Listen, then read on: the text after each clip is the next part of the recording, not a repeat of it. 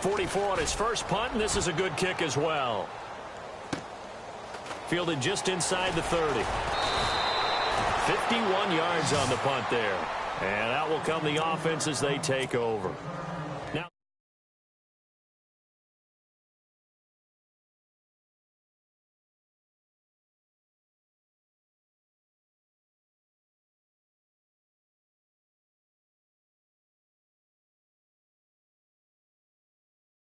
Now, you know the scoreboard is still up there and the game's going to go on. In fact, you can take the spirit away from another team. That their drive and will to come back and win can be taken with another score right here.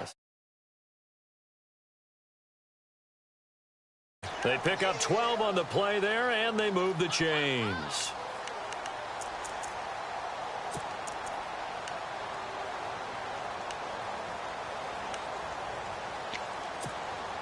So the run gets them the first, and now they operate with a fresh set of downs.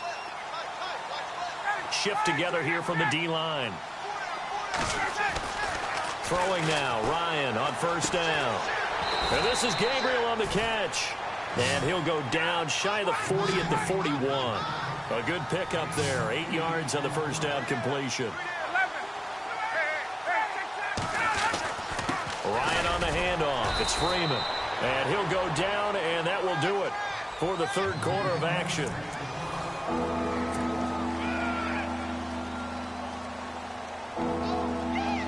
The Falcons on third down, 5 out of 9 thus far. They're up against a 3rd and 1 situation.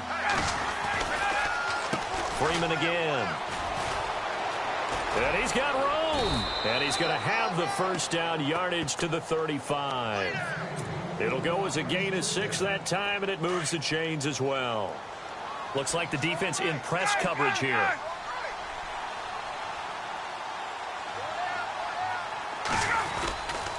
Now Freeman, he's been busy today. A loss of a full 3 yards, and now it's second down. Brandon, it's clearly a running situation when you're up in the fourth quarter. They're going to have to stack the box and make it difficult for them to move the ball. Made it very difficult right there. Now they need to repeat that effort. Yeah, bring 7, 8, 9, whatever it's going to take to slow them down. Now they'll throw it with Ryan. And he can't escape the pressure. Ryan goes down. The amount of sacks that they've absorbed in this game is absolutely extraordinary. Let's just face it. This offensive line, flat out, cannot handle this pass rush. It's been demonstrated time and time again. 3rd and long. It's Ryan. Oh, the pressure too great, and he goes down once more. It has been a good game for them. They haven't been pressured very much today, but on back-to-back sacks, maybe the defense is starting to figure something out.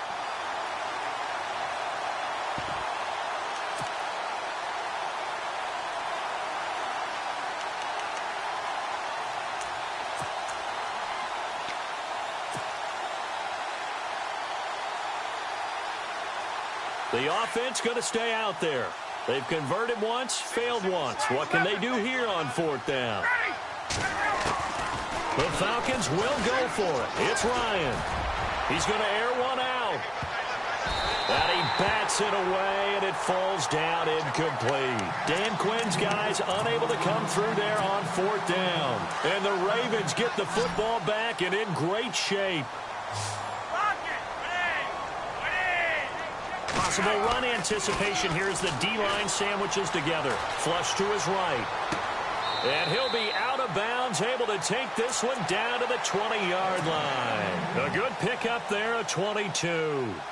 Clock management definitely critical here if they want to get back in this game. Absolutely agreed. They have to up the tempo in this case, down a couple of scores. Want to make sure they have a chance to win this ball game. Now Flacco. And now here is another interception. Ricardo Allen with a pick. And a big turnover there as his guys will get the football back. The interception woes, they just continue to mount. He's thrown 5 picks. At this point, you got to be thinking, is it something between the ears? I think a confidence hit does occur once you start getting those numbers up there a little bit. But as you and I both know, it's not always just one guy's fault. Maybe somebody ran the wrong pattern. Maybe maybe some balls were tipped. It could be so many different things. Bottom line, though, it comes back to the guy throwing them. Give him 3 on first down. It'll set up a 2nd and 7. And when do they start thinking about burning these timeouts? They've got all 3 still defensively. And he goes down. The Ravens able to get to him. This has been a tough one for this offensive line. It appears almost like they've been on roller skates this entire game, the way they've been pushed around. 6 sacks given up in this one. Ryan. And finding the tight end, Hooper. And down he'll go at the 25. They do get 9, but it leads to 4th down.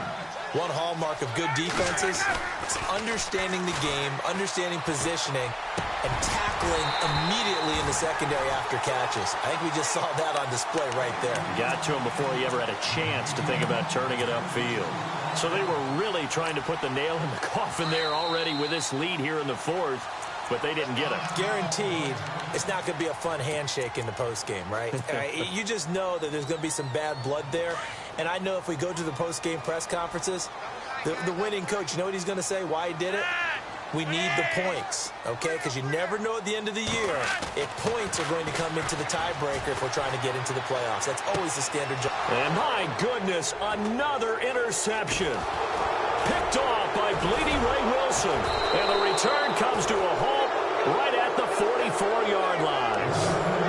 What a nightmarish game he's having now. 6 interceptions that he has thrown. Well, isn't it hard to believe we're watching this and have seen it, but it just tells you about the game of football. It giveth and it taketh away. Yeah, the guys, though, that have thrown 6 interceptions in a game, the likes of Peyton Manning, Brett Favre, I think Joe Namath, he did it 3 times. On first down, Ryan. He's going to launch this thing way downfield. And that is caught. Touchdown, Falcons. Taylor Gabriel with his 2nd touchdown of the afternoon. And the Falcons will extend their lead. They were still throwing with a comfortable lead here late, and now that lead even more comfortable. And your first thought is there bad blood that went into this one ahead of time, that maybe they're seeking some revenge or they just don't like them? But the other thing that always hits me is, are they worried about playoff positioning? Right? Are they worried about, do you need enough points in case there's a tiebreaker that comes into play later? And it's up and good.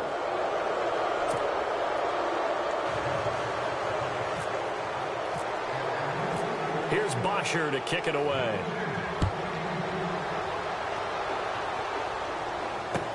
This is fielded a couple yards deep. And all that work, but he stopped where he ultimately would have been had he simply taken a knee, and that's the 25-yard line. Time for a break. Back to finish it off on EA Sports after this. Watch left, watch left, watch left. Stop right there.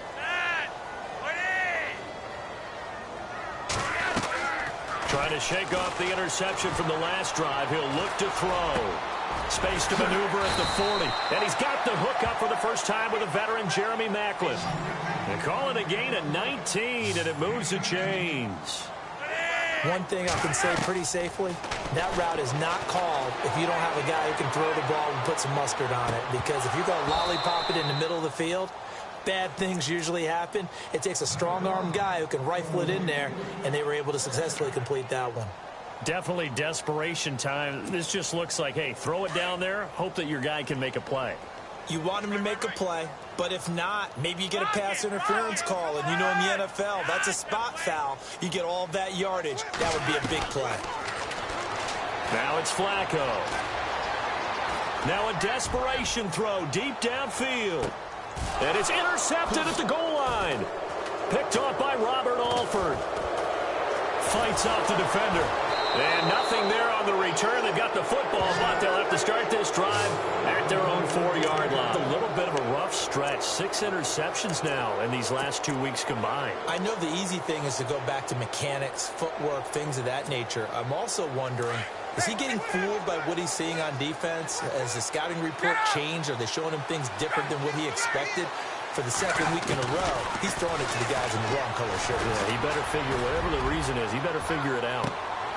And he's going to be intercepted a 3rd time. Picked off by Brandon Carr. And the return this time will go out to the 42-yard line. Brandon, these cornerbacks had their hands full all afternoon long, but they finally get a measure of revenge as he gets himself in a nice spot. He's able to get two hands on the football and pick it off. They get the pick. Now what can Flacco do on first down? Throwing over the middle, but it's incomplete. He was looking for Brashad Perriman, and that'll bring up second down. Whenever they're trying to attack a zone defense, you're trying to figure out where your gaps are going to be. And depending on what type of zone they're playing, it could be on the outside, it could be in the middle, it could be in the seams, in the edges. In this case, they tried to attack the middle of the field, but this zone defense didn't allow it because they were able to see the ball come off the quarterback's hands, and everyone was able to react to the football and knock it away. Flacco. And it pops free. The collision there jarred the ball loose and brings up second down. Those throwing windows get a lot tighter near the end zone, don't they? And here's the thing. You already probably have 3 points in your hip pocket. You force a throw here and give up an interception, you come away with nothing. Especially tough in the middle third of the field where he threw that. And now here's another interception. Ricardo Allen with a pick. And a big turnover there as his guys will get the football back. Charles, whatever's going on between his ears right now, it's just not completely calculated correctly. 7 picks between last week and this week after that one. And they always say the most important part of a player is those 6 inches between the ears. But right now, it's all those interceptions that are going on. So whoever his trusted confidant is on the sidelines, I don't know if it's the offense coordinator, the quarterback's coach, maybe the backup quarterback, that's who he needs to get with now and get himself calm. Able to evade the tackle, but then quickly brought down just outside the 5. Give him a couple on the carry there, 2nd and 8. That first down play, all you want to do is wedge out any type of space and try and create enough room. If you have to run the punter out there, he can successfully complete the punt. They didn't get a ton there, but at least some. They've got his man complete. And now we won't see a play on first down. We're going to get a timeout instead. That'll leave him with just 1 remaining in this 4th quarter of play. Ryan wants to throw it. Looking downfield for Jones. And give him another 6. It's caught for a touchdown, and the blowout continues. I tell you, Charles, you play to the final whistle, I get that, but there are a few folks that might not be too happy with that score late in the game with it already well in hand. You seem a little squeamish about that last score. I struggle with this one. I struggle. But on the other, the argument, I get it, on the other side is, hey, do something about it. Stop them. I'll guarantee you, I know who was really excited. Fantasy owners who had them. Hey, listen, get the points for me. They're not worried about hurt feelings or anything like that. That's just new age stuff. Here's Bosher to kick it away.